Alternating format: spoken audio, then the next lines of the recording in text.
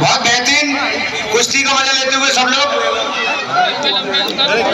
यहाँ पर अपना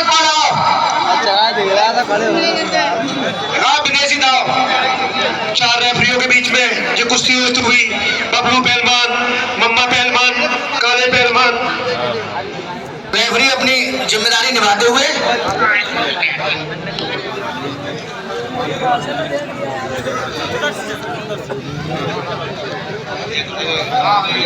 बहुत अच्छे बीच में रहे, बीच में 6 मिनट बाकी है इस कुश्ती में, 6 मिनट।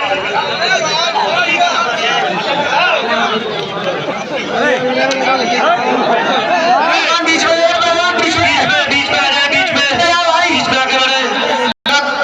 रमजान शाह की दरबार पर बेहतरीन दंगल का मनोरंजन होता हुआ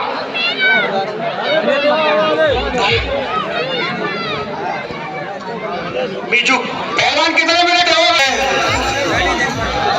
मीजू